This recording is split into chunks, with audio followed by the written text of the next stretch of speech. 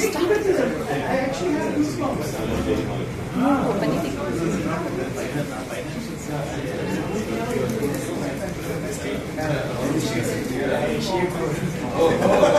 Clean shaven for being a good boy.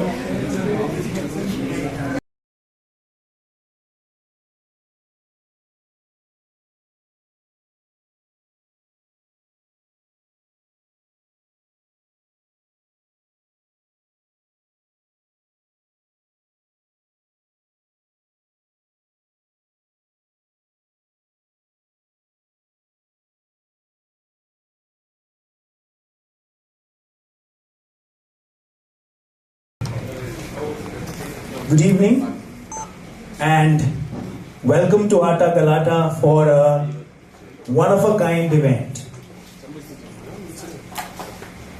As a bookstore that hosts book launches and author events every weekend, I must say that this is something that is completely different from any book that we have ever come across. All from Mr. REZWAN RAZACK. To introduce him, I'm going to ask Ramji Chandran to come on stage.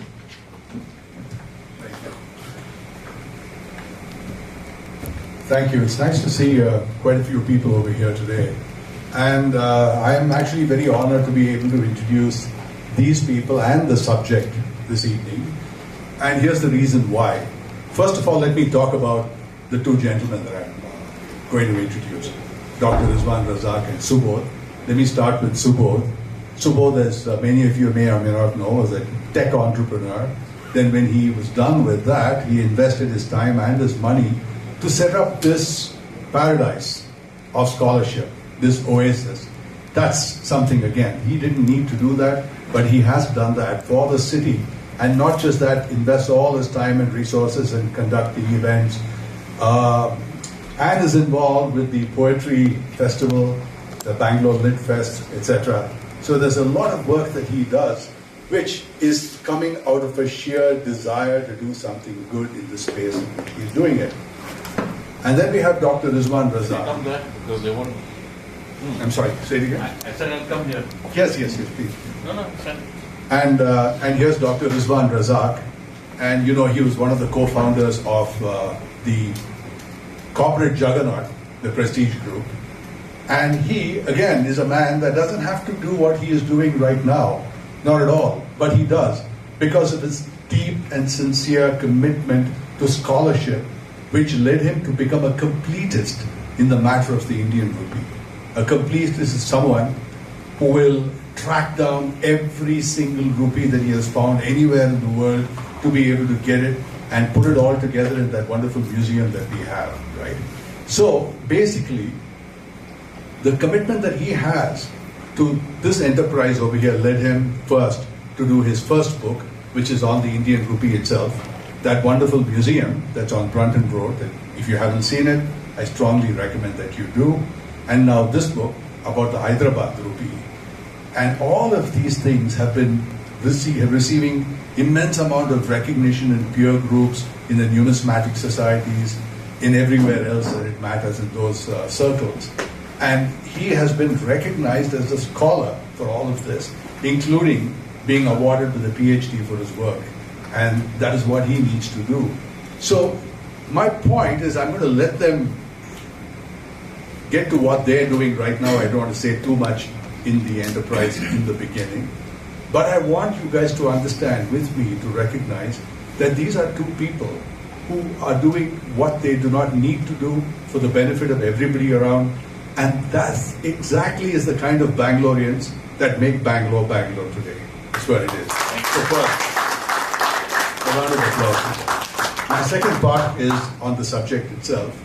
Hyderabad, you know, has a very long and peculiar history in the course of India and its development.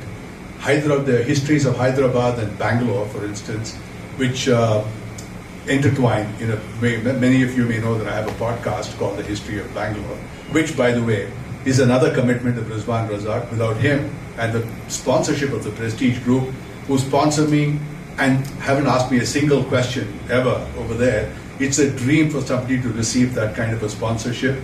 So please join me again in a round of applause for my thanks to the Prestige Group and REZWAN RAZACK. You're going to see a presentation very soon on one aspect of this very, very rich and diverse book. The story that REZWAN is going to present today is a very entertaining story, and I'm not going to give that away. You'll get to it. But I'll tell you the punchline, the butler did it. All right? Over here, and Subodh, for instance, Subodh, you've read the book, you've gone through the whole thing, and you're going to be talking to him. While Subodh has done all that, the spirit of entrepreneurship has not left him at all. He is involved in businesses, among other things, in the business of salt, following no doubts in the footsteps of Mahatma Gandhi. All right? So this book, for instance, the Hyderabad Rupee, is that, do we remember that Hyderabad had a strong sense of independence. It existed by itself, it existed with the British. And when we got independence, they didn't really want to join the Indian Union, and we had to persuade them to join them. We sent the cops in, basically. And they joined the Indian Union 1 year after we got independence. But what does that say?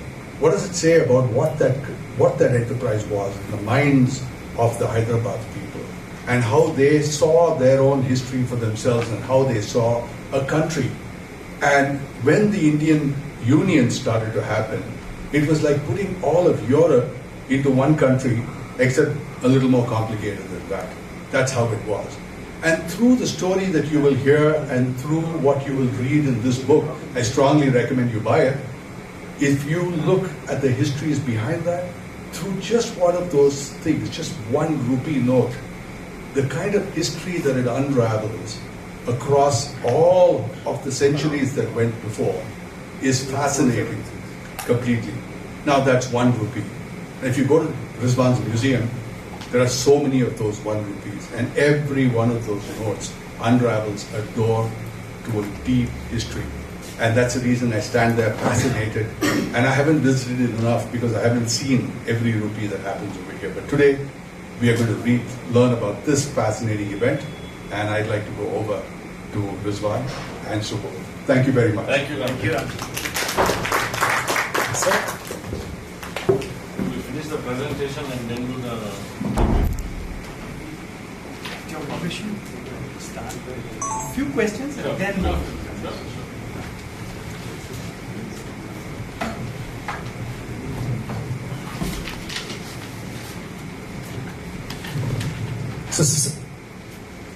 So Mr. Razak has put together a very, very interesting presentation, but I did not want to start with that because I wanted to start at a very, very high level and then come to that presentation because I think that is one of the most fascinating parts of this book. So to start with, sir, I think, how did your interest in numismatism start? And I think most numismatists collect coins, but to extend that to banknotes, how did it start and where did it start? It was curiosity that got me doing what I'm doing, and thankfully I didn't also collect metal. I only stopped it with paper, and I think it was a discovery that I made at home while growing up that there was a banknote which had the portrait of King George VI, and it said Reserve Bank of India, and it had an Indian governor's signature, C.T. Deshmukh, and on it there was a rubber stamp which said Pakistan no payment refused. So it was strange, it was how can something which is all India, Indian governor, in Reserve Bank of India, and how can it be a Pakistan note and how can payment be refused? So at that time we didn't have any Google or we didn't have AI, no ChatGPT or Gemini at that time to give you answers.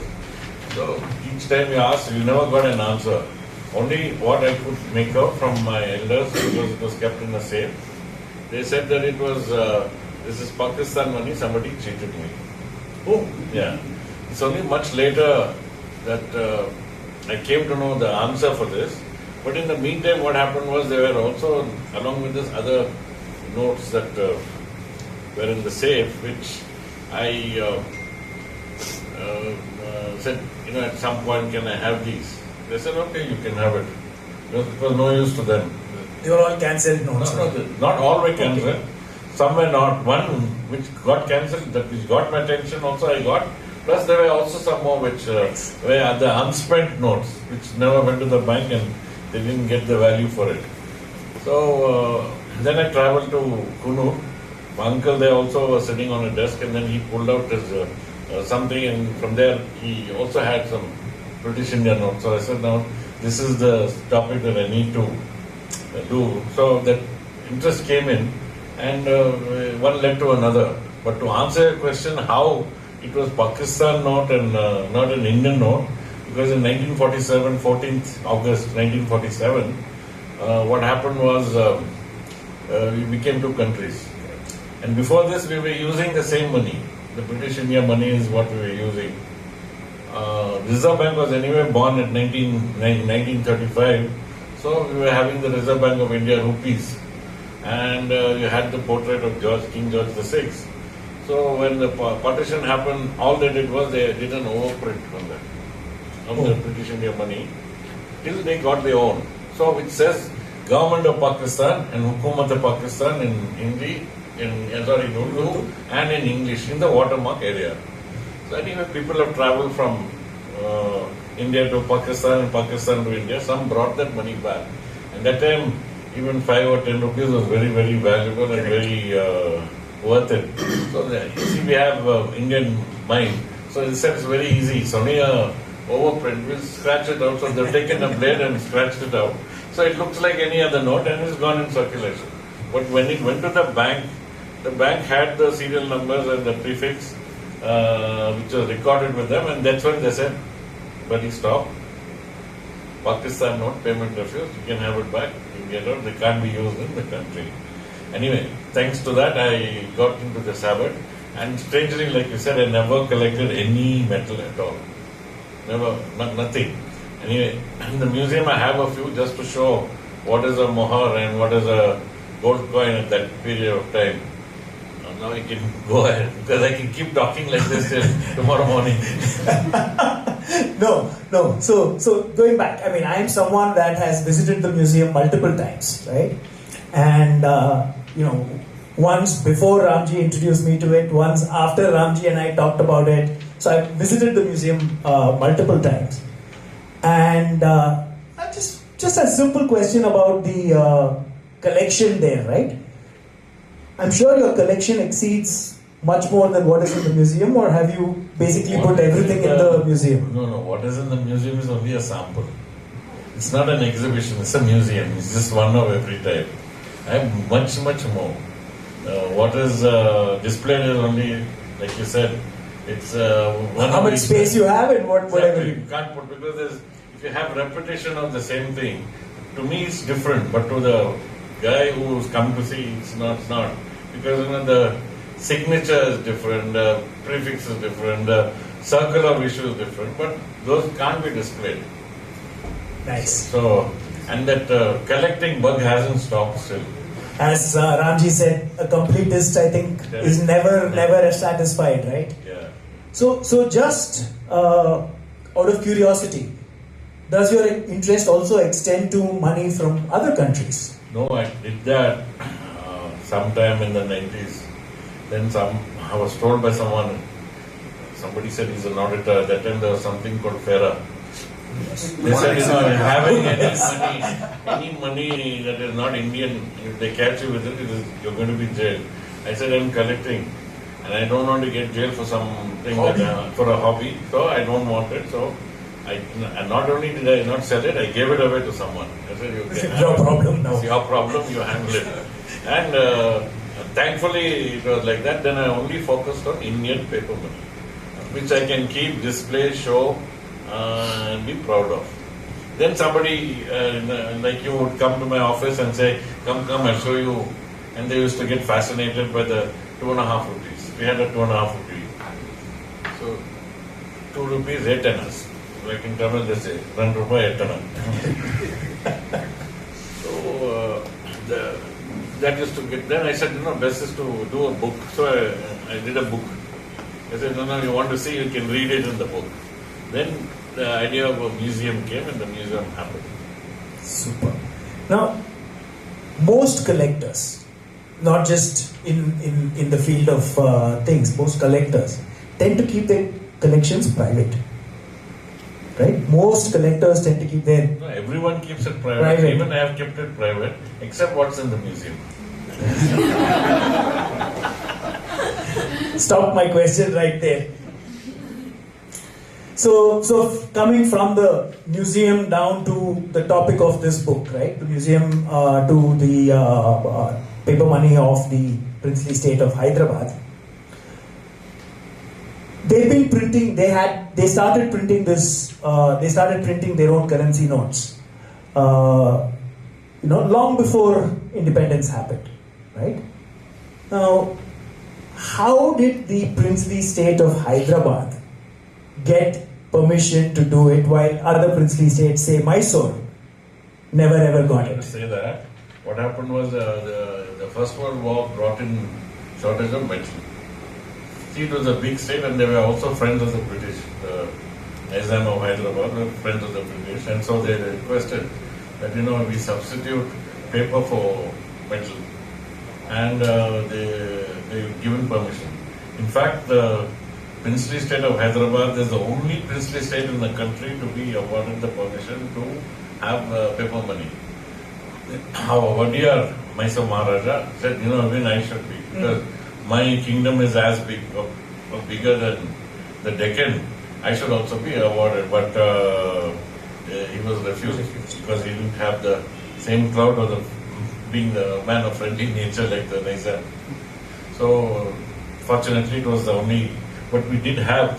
We were also colonized by the French and the Portuguese.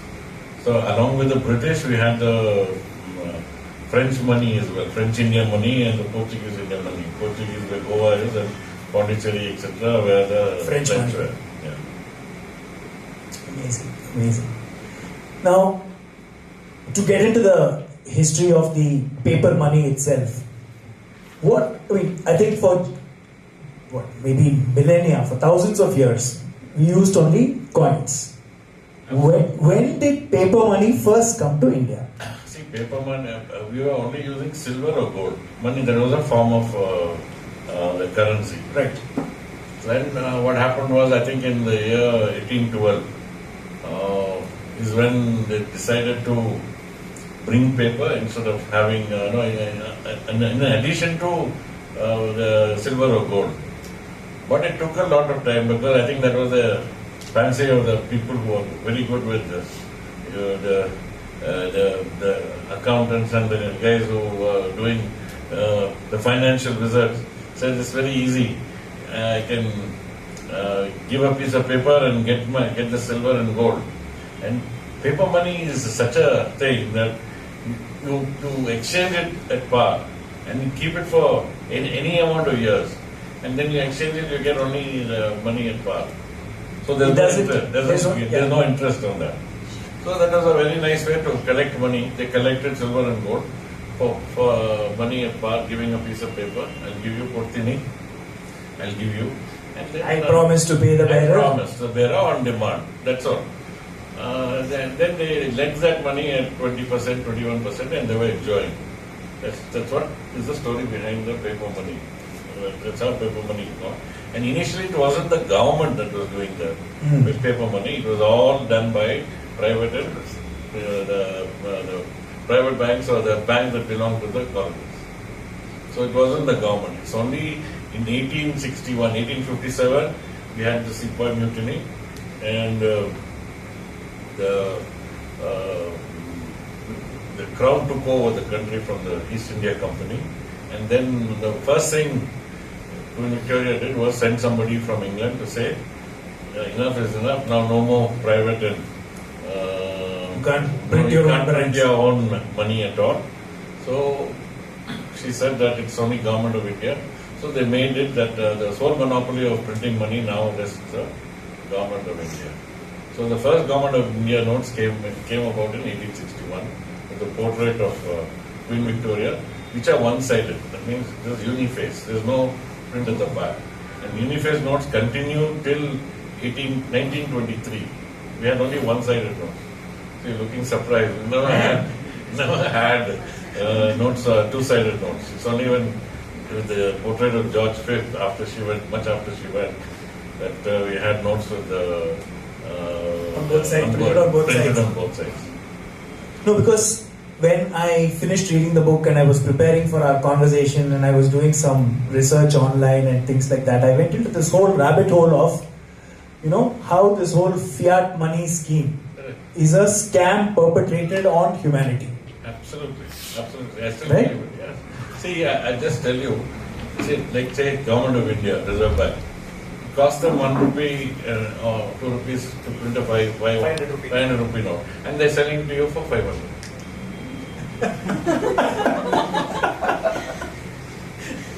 As simple as that. As simple as that. In layman's terms, that's what it is. It cost me that much, I'm selling it. See, they also printed 1 rupee note. Now they stopped it because the cost of printing that 1 rupee note was more than the cost of the 1 rupee. Of the 1 rupee itself. So they stopped printing it. They stopped 2 rupees, they stopped 5 rupees. Now the minimum print is 10 rupees. Now they're saying use coins. Amazing. Because I spent almost 2 entire nights, reading about the scam of fiat money. And about how, at least in the beginning, some of this fiat money fiat currency was backed by gold reserves and things like that. When you take the gold off, it's fiat money. It is fiat money. Absolutely. Was the Indian rupee ever backed by gold like how the US claimed it was? No, there was up to 1835. After that, they said, thank you very much. They had a Gold Regulation Act, and then the government took over in 1861. They said, sole monopoly of printing note belongs to the government of India. All private banks have to stop. So by decree, they started selling you worthless paper. Worthless paper, and what they did, I just want to enlighten people that are sitting here. See, you could exchange 1 rupee coin, which is pure silver. It was a pure silver coin of 1 rupee. It weighed 11 grams. I'm not getting into the decimal. Sure. 10.764 or whatever. And the same 10.764 grams of 1 gold mohur. That means 16 silver rupees gave you 1 gold mohur. That means the value of gold at that time was 1 rupee and few paisas per gram. And today it is 15,000. Great. I mean, that was a 1 rupee coin. 1 rupee. And that's why you said, when you said coins, those are the coins that I have displayed. Saying that this was 1 rupee and then you could give 16. That's why we have banknotes with the 4 rupees, 8 rupees and 16 rupees. Because 4 rupees is the quarter, 8 rupees is the half and 16 rupees is 1 gold mohur. Oh, so they were all pegged against the gold mohur. Gold mohur, yes. Amazing. And that is not part of this book. No, this is not part of the book. So what? Now even this I tell you, this book, how did this happen is that I did a book on all the chapters. Correct. That is all the 14 facets of Indian paper money. And I said, now time has gone, let me do let me do a revised edition. So we said, let me first finish the Hyderabad and then move on to the other ones. So now it so happened that, whilst doing that, this actually constitutes in the old book a few, maybe 30 pages mostly. And that's what's become of the book. Now everyone wants one book for each type, the Uniface one, the British India one. I think with your scholarship, that is not an impossible task. But it requires time and effort. We'll do it. Absolutely. So, coming back to the Nizam, right? Originally, the banknotes of the Nizam were printed in London. Correct. Right? Correct. So, they were printed in London and transported into Hyderabad and then distributed. Same British India notes also were printed. These were printed by a company called Waterloo and Sons, and then shipped to India. And then they used to come unsigned, and they used to get signed in India. Same thing with the Uniface notes also. They used to be printed in England. The paper came from a company called Portus, went to Bank of England, and then shipped to India. We have lost a lot of these notes due to the ships getting shot by the submarines. Or during the wars and all of Yes, that. exactly. Which brings us to what is one of the most fascinating stories in this book, the lost money at sea. Then also I have done a nice story so that when you go back you'll remember the story more than my discussion. So now it is time for the story. Shall we do the presentation about the story, sir? Sure. And pause this, if anyone wants to ask any questions, I'll be happy to answer. Absolutely, we can do that. Somebody can. Where do I sit? Right, sir.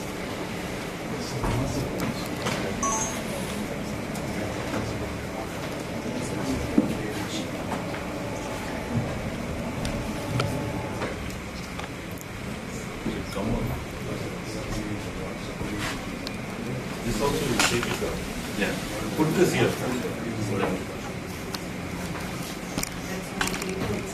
Yeah, that's more favorite. All of you all can see it? This is a story about the Hyderabad banknotes that slept beneath the sea. This is one of the most extraordinary stories of a steamship called steamship is SS, steamship Egypt, and the lost banknotes of Hyderabad.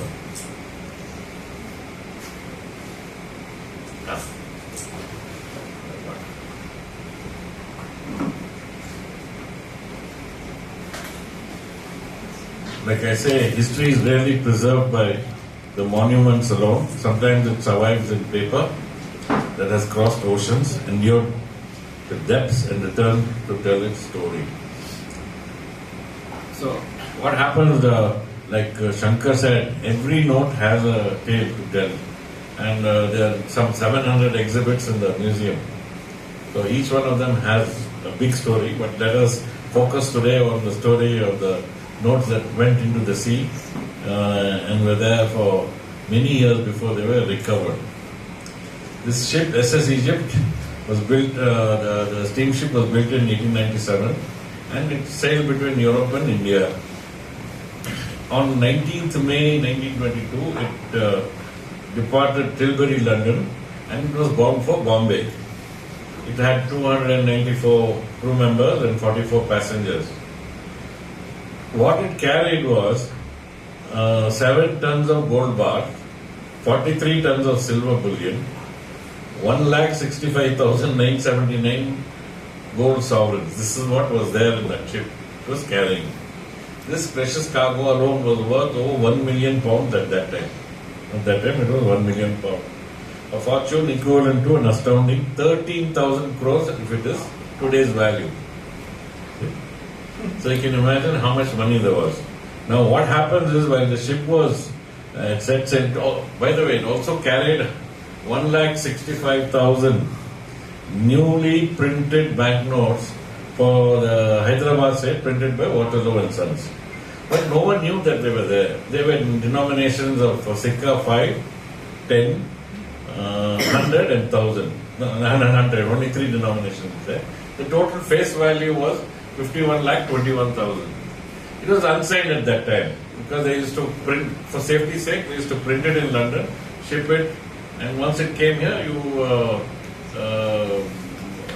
then got it signed. And then what happened? There was the fog that changed everything. On 20th May 1922, the ship left London and was passing France by a place called Ushant. The visibility became zero because of the fog. The French cargo ship, there was another cargo ship that was coming this way, going towards London. SS Scene was also navigating the fog. But no one knew that they were in the same path. Then they collided and went down. The ship went down.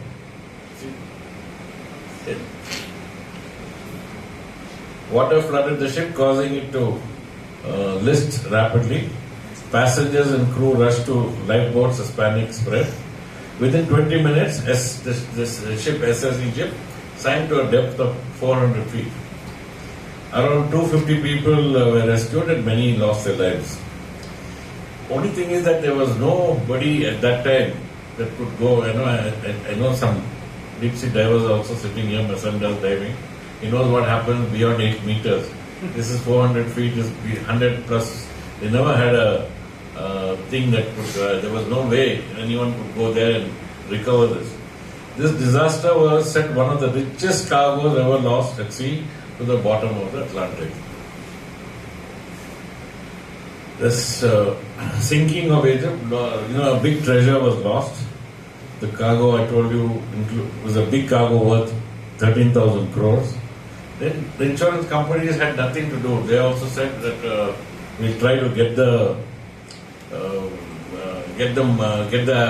loot out. No one still knows about the banknotes yet. They only know that there was a huge amount of gold and silver that has fallen and it's lying 400 feet below the ground, which at that time no one could salvage. So what they did was they called a lot of experts. The insurance company had to pay that money. It was big money at that time, just imagine. So, but didn't succeed. Then because of that, they had to pay that insurance. They had to pay the money for the insurance. And it was the most ambitious salvage effort of the early 20th century. Now, what happened was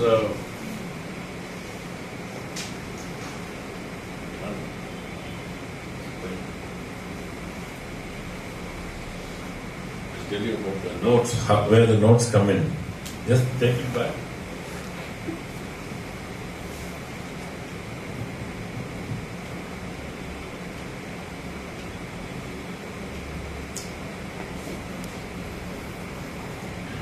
Actually, when the ship left, no one without knowing it, without many people knowing, it also carried 51,21,000 rupees worth of notes. 5, 10 and 100 rupees, which also sank with it. So what happened was, I said best is not to now know because they were anyway unsigned. It's past 10 years, no one has been able to get it. So quietly what they did was, they did what they call it a replacement note. They replaced it with the identical numbers and identical thing. Only that they kept that same prefix, same date, everything was same, except when it came, it got signed locally here and then put in circulation. Now what happens, to distinguish them from the originals, the serial numbers were printed in a distinctive font, antique style. You see, the A1 is, so that they can know that these were the notes that were the replacement notes. This subtle change created a permanent distinction between the two issues.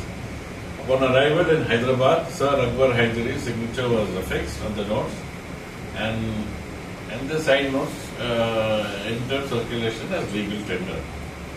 This is one of the notes that was sunk and which was found. These are part of the sea sunk story. Then in 1923, there were a lot of bounty hunters. They wanted. Then they came to know there is so much money, the insurance is paid up. Let us go and try. So a lot of people tried. For nearly 10 years, they tried. Then finally, the group gathered together, and it was an Italian salvage team called Sorima, or Society Icupuri Maritimi. It was led by Commander Giovanni Quaglila. The expedition attempted one of the most challenging deep sea recoveries of that time. They took a ship called the Artiglio. Strangely, coincidentally, it also meant the Claw. It had all the deep sea recovery operations, but also what happened is this whole exercise was very ambitious, and they started this treasure hunt in 1929. But then they found finally the depth of the wreck made direct diving impossible using conventional methods. Salvage teams deployed advanced diving techniques and specialized equipment. In 1930, the effort succeeded. The wreck was found upright of the ocean floor. There's now know where it was. The exact spot was discovered. Then they also invented a new revolutionary device. The Vatoscopia was, you can see one type of a thing that gets lowered into the sea. Designed by diver Alberto Giannini, it allows the salvors to observe and plan operations beneath the sea. The mission faced repeated challenges due to harsh weather conditions. Then tragedy struck. The Artiglio was destroyed by explosion during another operation, not this one. And also gone somewhere, and that Artiglio, undeterred, the team bought another ship and called it Artiglio 2. Now, 2 years later, again after 1932, which is about 10 years later, in June 1932, the divers finally entered the bullion room of the SS Egypt using the Vatoscopia. Inside, they discovered a vast treasure preserved within the wreck. Gold bars and silver ingots lay stacked on the floor like bricks. Broken bags of gold sovereigns had scattered coins everywhere. When they went to the bullion room, the recovery became one of the richest underwater treasure discoveries of its time. Amongst the cargo, divers found bundles of muddy paper. Initially, they were dismissed as worthless debris. They were later identified as the Hyderabad banknotes. So,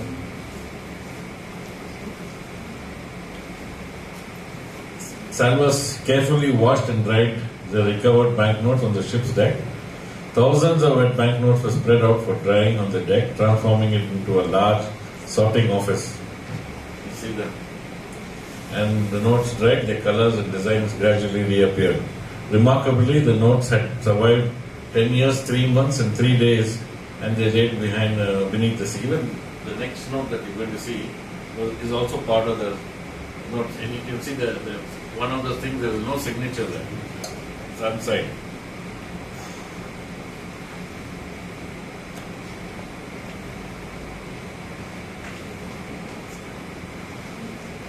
The unbelievably impeccable condition of the salvage notes stood as testament to the exceptional paper and printing quality of Waterloo and Sons. I don't know, many people know that most of the paper that you use in banknotes, including the Indian, is made out of cotton rags.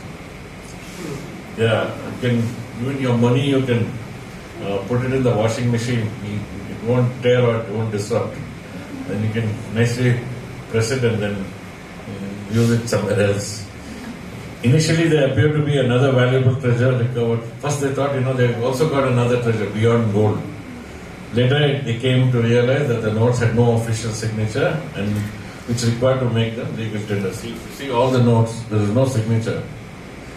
It's there in the panel on the bottom below. Ultimately, they were historically significant, but financially worthless. The salvage notes were not valid as money, but gained historical importance. They were recognized as rare relics from the wreck of SS Egypt. Many notes were stamped with official salvage seals. Some were signed by the salvage crew who recovered them. So I have a few of the notes that were signed by the salvage team, including the commander, the crew leader. They're on display in the museum. If someone wants to go see it, it's worthwhile taking a trip there. Some carried a seal. Can you see the seal, blue seal? Which read that it's this was found 400 feet below the sea, and these are worthless. Out of which I think some 30,000. They actually returned this to the Nizam for a specific amount of fee, and barring 30,000, few of which are lying in the museum. We don't know the rest, whether they're here, whether they've been washed out in the sea, or whether they're torn. We don't have them. SS Egypt banknotes are amongst the most fascinating relics in the numismatic history. The story combines a tragic maritime disaster, remarkable salvage technology, a unique episode in monetary history, from the London printing press to the depths of the Atlantic and back again. These are from from the steamship SS Egypt. Today, they are more than banknotes. They are rare witnesses to chapter of maritime history, survivors of one of the most remarkable salvage stories of the 20th century, priceless links between the past and the present. One story among many, remarkable as this incident may be, it represents only one story in the fascinating history of paper money issued by the princely state of Hyderabad. A wealth of history still awaits to be explored. Other denominations, diverse designs, additional issues, their signatories and decades of paper money history. The crucial bridge between curiosity and discovery. The complete history preserved. Within these pages unfolds a journey far beyond a shipwreck. Detailed documentation of Hyderabad's paper money history, evolution of every banknote, historical background of each issue, details of the signatories, high quality images, detailed varieties and classifications, extraordinary stories accompanying each note. And today it's available if somebody wants to buy it here. Explore and discover the complete legacy. Thank you.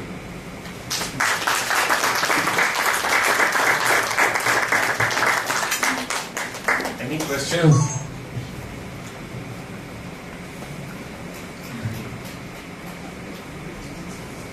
I actually have a few more questions. Sure.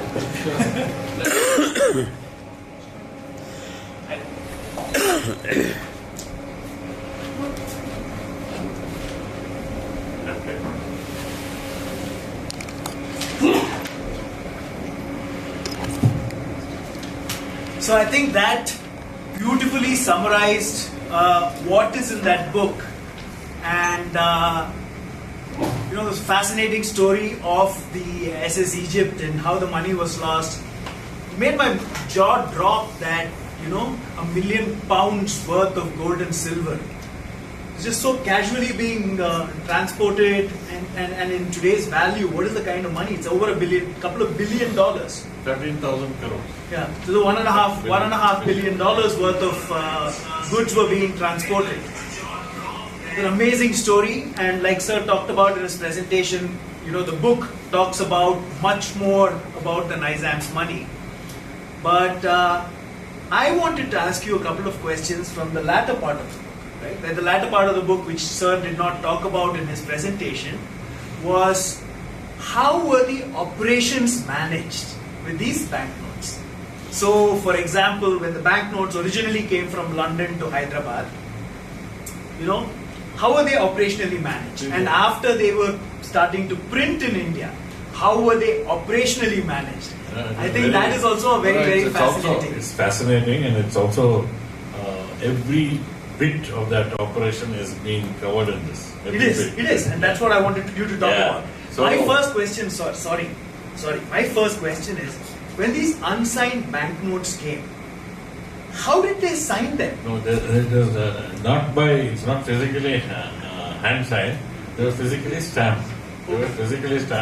And this stamping went on up to a certain point. After this disaster, they said, I don't know why, but they decided that they are going to pre-print it in the press itself in England, and they came here. Oh, so they were pre-signed? Pre-signed came. I don't know the reason for that, but then from unsigned to they became signed, and they came into India. Now, like they said, they had something called the Hyderabad. There is a mint building in Hyderabad. Yeah. So these came here. They had their processes. Absolutely perfect. Every process was listed. How they should come, how it is counted, how it is tagged, how it is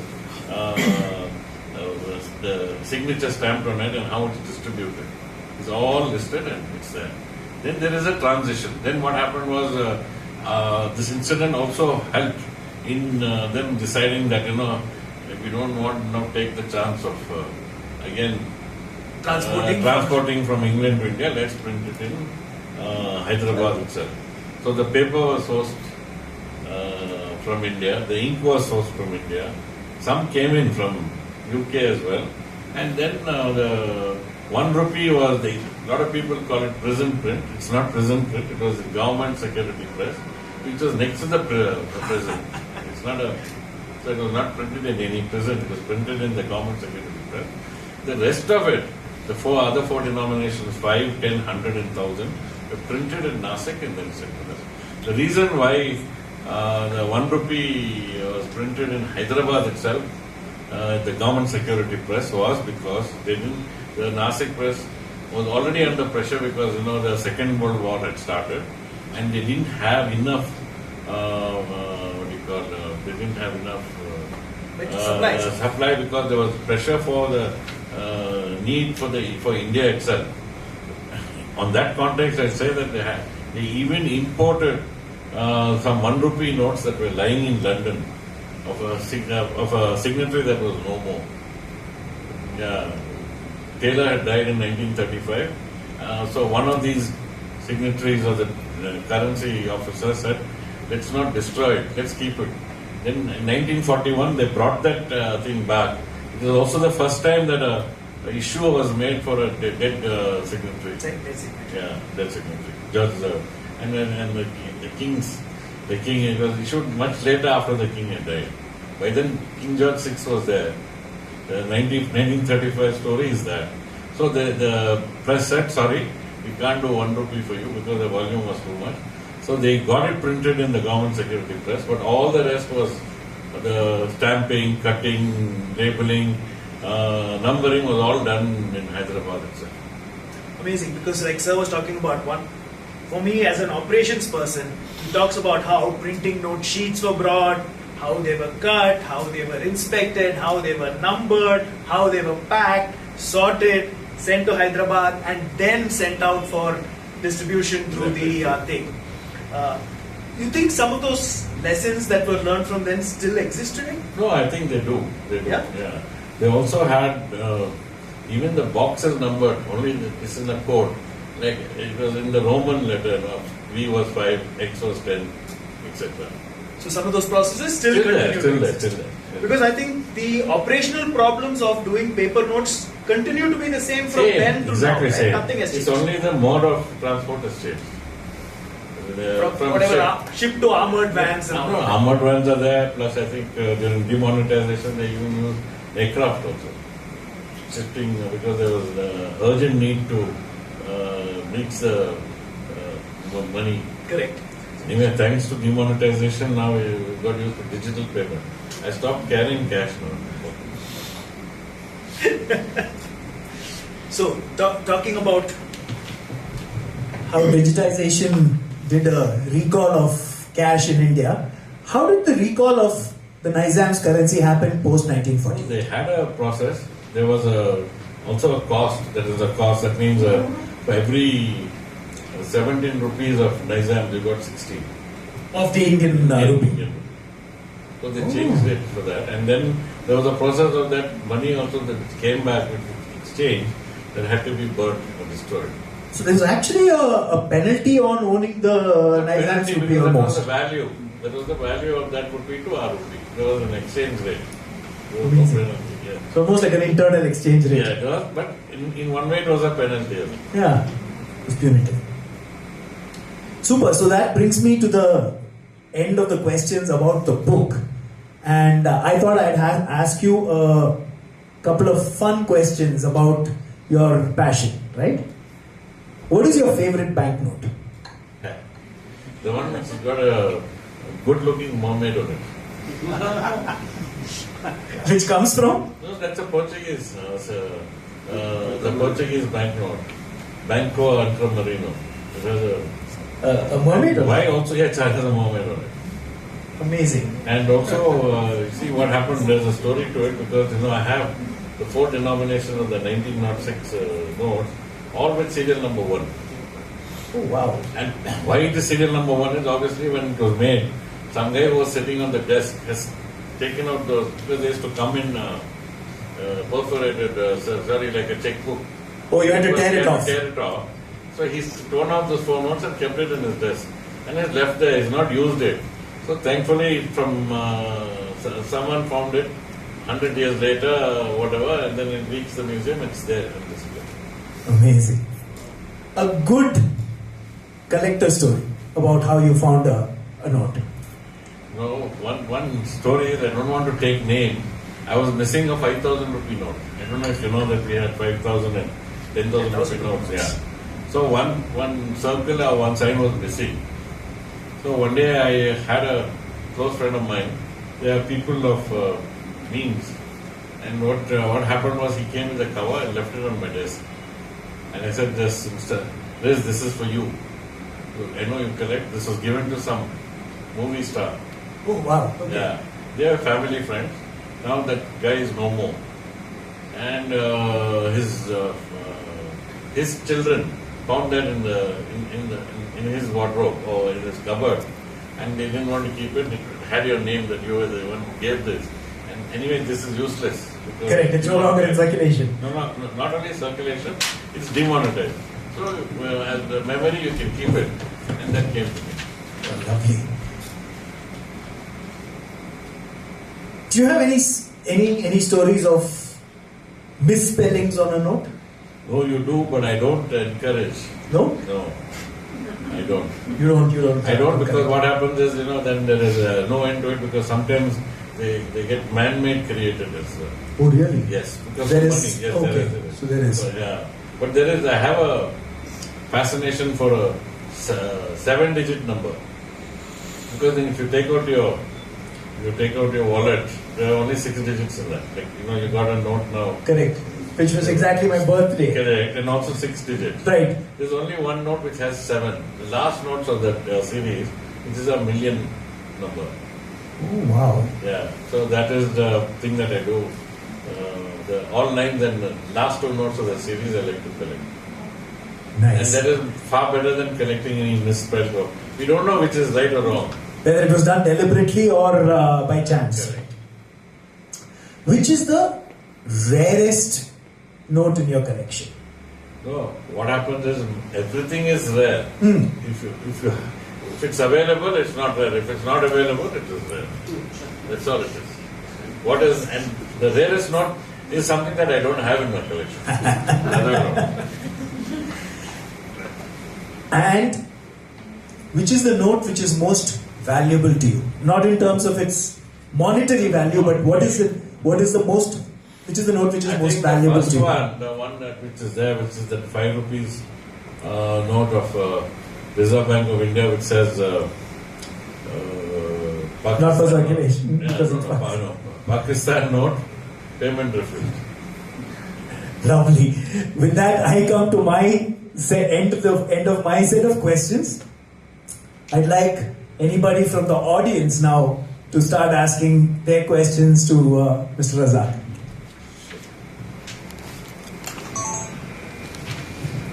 So that was a very interesting presentation about how that how the notes were found. Is there an interesting story again how you got your hands on those notes? No, but what happened is, see, if you knew about it, then you took it. If you didn't know the story and if you're not aware of the story, you say, this is a dirty note, I don't want it, it's unsigned, I don't want it. So, for this to have this, you need to have the knowledge. Now that knowledge is shared to many, everyone wants to have one of those. See, the metal coins that go into the ocean are very easily recoverable. They become sometimes clumps. But for paper to survive 10 years, 3 months and 3 days and then brought out, it's great. And then what happened is out of that 2,65,000 notes that they found only 30,000, the remaining were burned. Like either kept by collectors or souvenirs or whatever, or they were not found at all. So each one of these are very, very collectible and very desirable to have one. And once you know the story, it's even more desirable to have one. And not only that, I have these notes signed by all the names that I took, the commander and the chief and the leader, all the salvage team signatures, all have signed those notes as well. Which makes them almost personalized Absolutely. collector's items. Also, I just want to ask, what was the value of the Hyderabad rupee against the sterling No, 17 Hyderabad rupees gave you 16 Indian rupees. and against the sterling pound? the same like what we see. It depends on. It wasn't much in those days. Value between sterling pound. If you take 1 rupee to 1 rupee, it wasn't much at all. It was 2, sometimes 2.5. It wasn't like now today. It's 125. It wasn't that.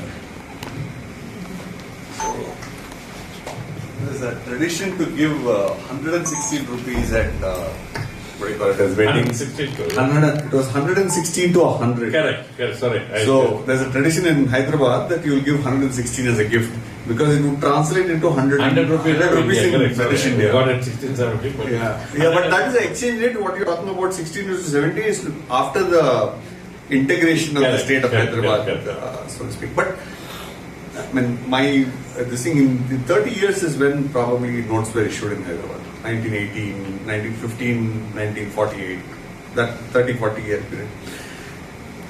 And I'm very surprised that the Prime Minister was signing off on the notes. Because you said Akbar Hydari was... No. He was not the Prime Minister. He was one of the ministers, or the Finance Minister only. Oh, he was not the Prime Minister. He was not the Prime Minister. No. Ali Akbar Hydari, he was the Prime Minister of Hyderabad State for some time. It was Dawoodi Bora who had come to Hyderabad and he was the Prime Minister for some time. So nowhere I've written... No, he's a Prime Minister, sir. Pakka.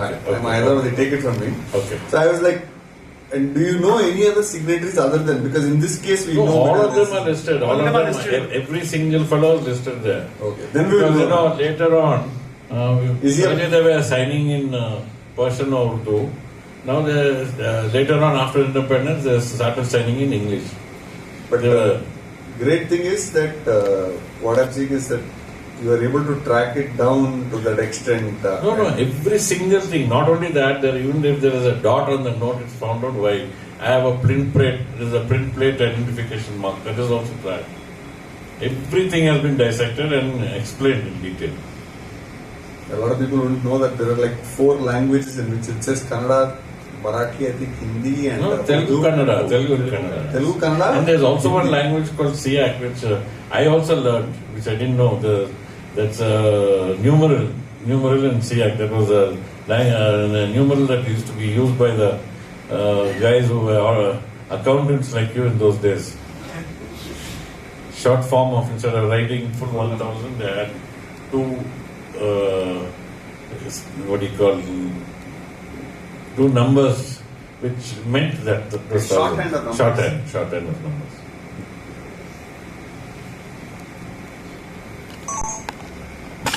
Any other questions? Ramji, yes. Rizwan, at what point in time did you realize that you had enough to start the museum? Oh, I had enough. It was only that I didn't want people again coming and saying, "Oh, show me." There were times that I had to spend a day just doing this, and so I said, "Best is to get a museum done." But it did help because of the museum, there are a lot of people that now come to me and say, "I have this." There are 2 things that happen. One, they say, "I'll sell it to you." One will say, "I'll give it to you." So there are 2 types.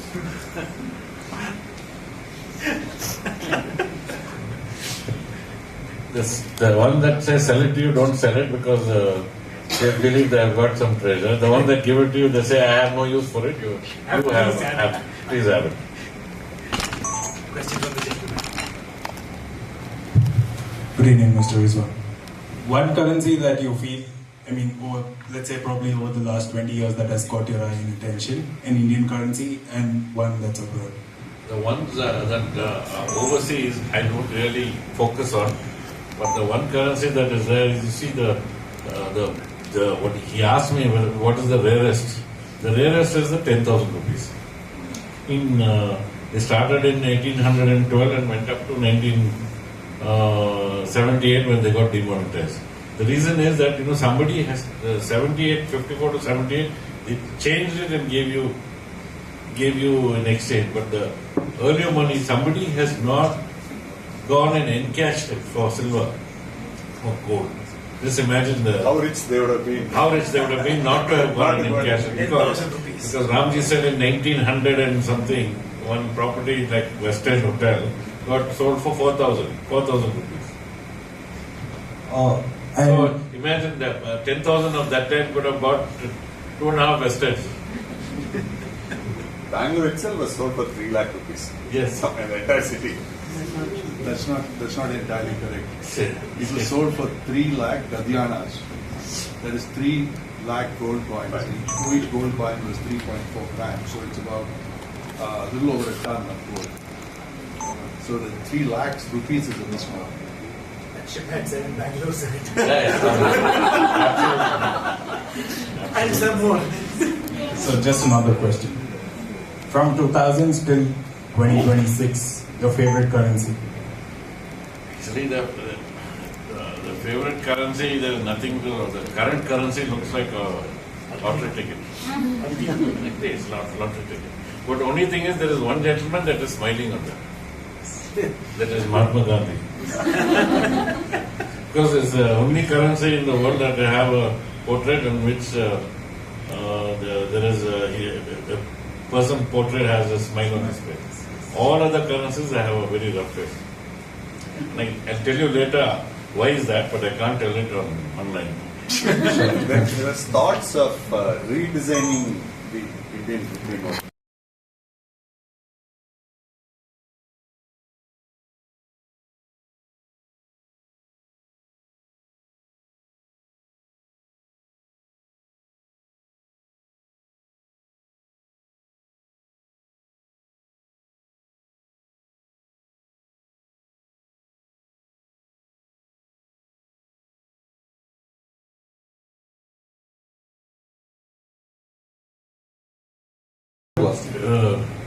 I'm of the opinion that they have got 2 paper mills in India owned by the Reserve Bank themselves. One in Hoshangabad and one in Mysore. Each one of them they have invested 2,000 crores. Why would they want to bring in polymer from Australia or some other place? Because the substrate is not made by that. It can't be made by that factory. They had imported at one time some substrate. Maybe what is available with them, they'll push it.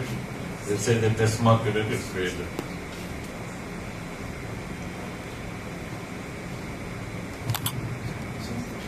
If there are no other questions, then I'd like to end with something that I remember when you talked about how those notes got. I'm from Tamil Nadu, and we always say Salava note. So what you said perfectly fits, right? You take a note, wash it, iron it, and it comes out looking like new.